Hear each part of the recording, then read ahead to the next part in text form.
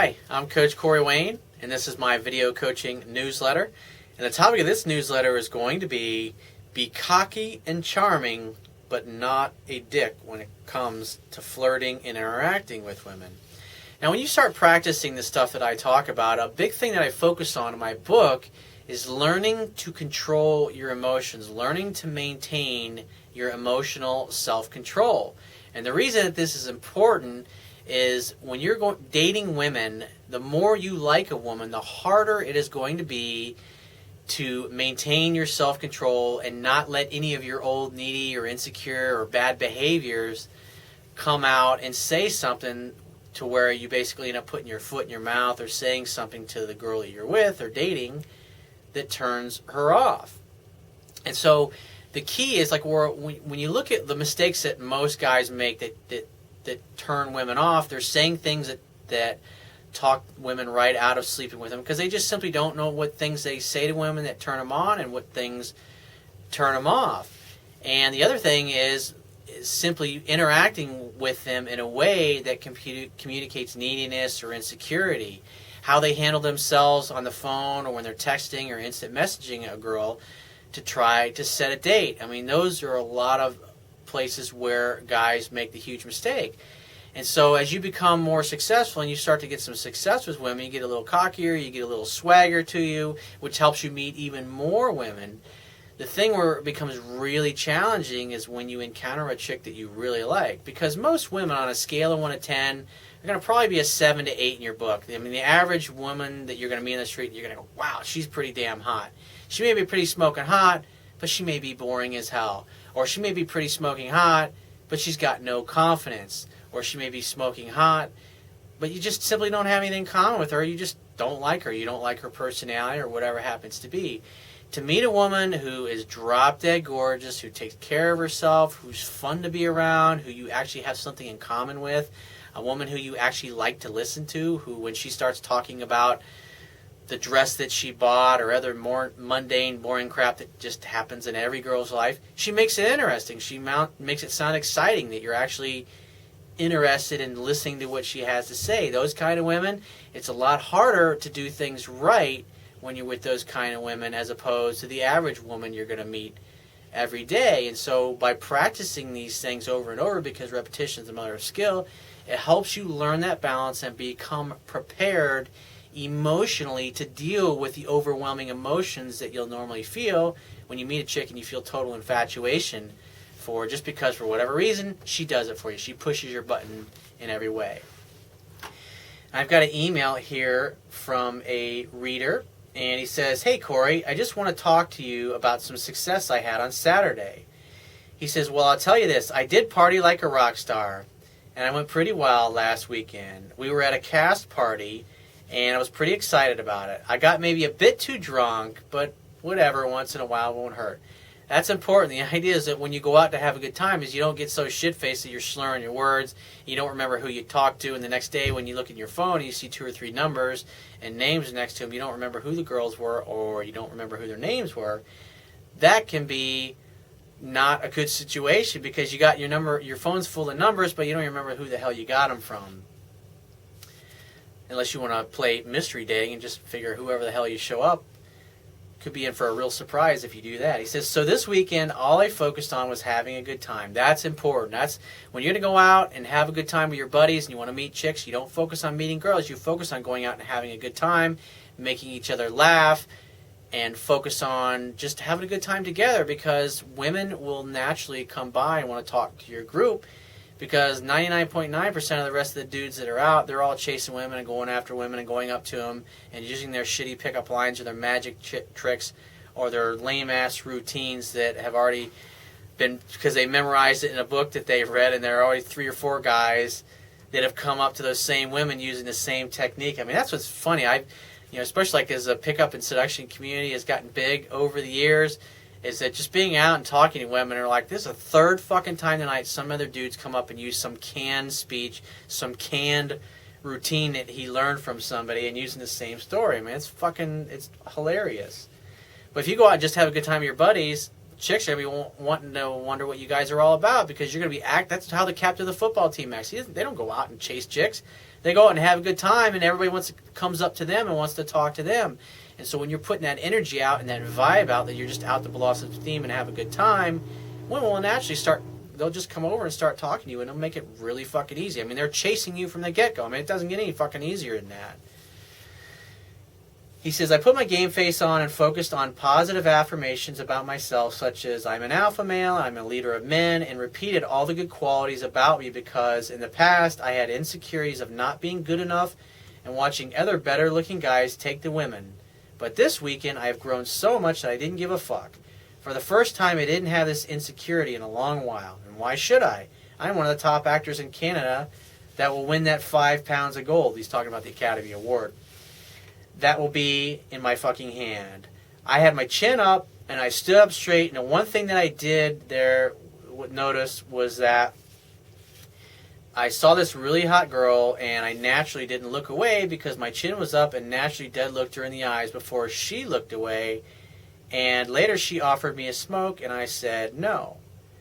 See, that's the thing. It's just, you make eye contact with a girl, and she looks away submissively, and then that communicates that you're the dominant male, and then she comes over to you and offers you a smoke.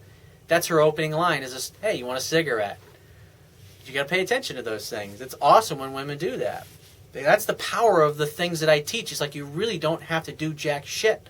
I mean, you just show up and have a good time, and women will come over to you. You just got to know what to say and not to say, so you talk them out of it, and that's simply by asking them questions, asking them opinions about things. You'll get women to open up and talk about all kinds of shit. Whereas every other fucking sucker in the bar or nightclub or at the event or the party that you happen to be at is going to be chasing women left and right, and yet everybody's coming up to you and you're not doing anything. It's pretty awesome. Especially when you got guys hitting on the girl that you're talking to and they're getting nowhere with her. He said, the whole night, just because of this one action, she was all over me. Now I was too drunk to do anything about it, but she was kissing me on the cheeks several times. When I was talking with other chicks, she was sitting in your lap. Awesome, good job. He says, however, I will contact her in a few days to go for drinks on Friday before I go out to Toronto to sign with my agent. Well, if she rejects me, well, I don't give a shit because I don't feel that sense of attachment that I used to feel. That's awesome. That's the beauty of this stuff. And that it gives you choice with women, because yeah, you might like her, but she's a smoker. Like for me personally, I don't smoke cigarettes, and I don't date women who smoke cigarettes. It's fucking disgusting. Not only is their breath smells, but when you go down on them, even you can taste the cigarette then, because I'm a total non-smoker, and it's fucking gross. But what's awesome about that is you got a chick that's all over you in the nightclub, and it's not only is it great because she digs you, but it makes other women want you more, and then they'll start fighting over you, and they'll start trying to pull you away onto the dance floor and making out with you, because then you just get to be perceived as the guy who's a catch because you got women after you, and this girl's hanging all over you, sitting in your lap, and so other girls think, hey, he's popular with women, even though this girl's a total stranger. But that's just the way things go. That's how I roll. Whenever I go out, this is what happens to me. Women approach me. It's just the way it goes. I mean, why work so hard? I mean, you want to work smarter, not harder. He says, this girl that I was really interested in, she's just really smoking hot. And now there's this one dude that's on set that was into her. And I knew he was my biggest competition, but my mindset was, fuck it. You either are with me or against me. And I'm in the Alpha Male Academy award-winning actor. It's like, affirmations are great and positive, and that's what this particular guy is doing. So it's like, good job. Because before anybody else in the world will believe it, you have to believe it yourself. Will Smith said that. Now this chick that she brought her cock-blocking girlfriend, but during the night we briefly walked to this one part of the party. That's great, because when you got chicks that are with other girls and you're talking to them and you engage the friends in conversation and in a way that communicates like, hey, they're part of the party too, then you can pull her friend away and get some alone time with her. He says, this particular girl, she asked me for my number and asked me when I will be in her city next. He says, and I playfully said, I don't know, but I will keep the number though. He says, when I wake up and I see a random number in the phone, I usually just delete them. And then she sent me a text with her name. That's beautiful because it communicates interest, because the reason she put your name there is she's trying to get noticed. And it's like, I mean, you don't have to do anything. Girls are coming up to you. They're asking for your number. And then they're texting you the next day with their name in it saying, hey, this is so-and-so, because they want to make sure you don't forget about them. It's like, I mean, this is the way it's supposed to be. It's like, why fucking chase women when you can go out and have a good time? They'll come after you. He says, but I teased her a bit, joked around a bit, and she laughed at my jokes. Now, I didn't do any physical touching, however, but she said I remind her of John Candy and how she loves John Candy. John Candy, if you don't know, is a great comedian, funny guy. At this point, I left her alone, didn't become attached, and just had fun at the party, and let the one dude sit with her all day. Needless to say, that's what the beauty of this stuff is that girls come up, and since you're not chasing, you're not pursuing them, you can get their number and interact with them and just let them go their way, and then guys will be hitting on them and chasing them all night. And then the next day, those same guys will be calling her, but guess what? You're not calling the girl. You're not doing anything. And who does she call? She doesn't return the phone calls to those other dude, but she texts you instead, and she texts you her name just so you don't forget about her. So fucking powerful. It's such a subtle difference, but it's awesome that way. So he says, needless to say, I had fun that night, and he says, I could have got laid, but I was too drunk and stupid that night to figure it out. It's like, hey, I mean, it happens. But the bottom line is you had a chance, you had fun, and you just went out, and chicks will be all over you. It's the beauty of the things that I talk about and that I teach in my book. He says, what I plan to do is follow up with these first 2 chicks, and I haven't contacted them since Saturday because I'm so busy. He says, the one girl is in another city, and I want to see her. However, I don't want to see her until this weekend. He says, which I can see her on the 20th. Should I message her next Monday? And that's the ideal. I mean, ideally, you just text her when you know you're going to be in town. You just say, hey, I'm going to be in town on the 20th. Are you going to be free to meet up? ? Send that. Wait for her to respond. And when she responds, she'll either respond, yes, I want to meet up, or no, she won't. Make definite plans with her, or delete her number. Forget about it. Because, I mean, at the end of the day, I mean, you don't live in the same town, so you just hook up as you're passing through. So if you find this message of value, you can show your appreciation by going to my website, and on the Wibia toolbar, which is going to be at the bottom of your screen, click the PayPal donate button and donate any amount that you feel is equal to the value of the information in my videos or my articles or my ebook. And if you've got a question you want to ask or a topic you want me to cover in a future video newsletter, go to my website, click the Contact Me tab, which is going to be on the left-hand side of your screen. Send me 1 to 2 paragraphs max detailing your questions, your situation, your challenges. And you just got to give me several days to get back to you with a response because I get a lot of email from the internet. And I also get a lot of it from my paying phone coaching customers, but be patient and I will get back to you. And if you want to talk to me right away, the quickest way to get my help is to book a paid phone coaching session. And you can do that by going to my website, click the Products tab, which is going to be at the top of your screen, and just follow the instructions.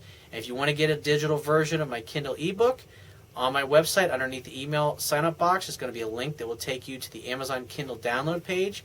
And you don't have to have a Kindle device to read my book. All you have to do is download one of Amazon's free Kindle e-reader apps. They've got them for every kind of smartphone, Android, iPhone, Mac, PC device, and it will basically turn any electronic device, computer, or smartphone into a Kindle. And once you do that, it only takes 60 seconds to download my book, and you can be reading it in no time. And I will talk to you soon.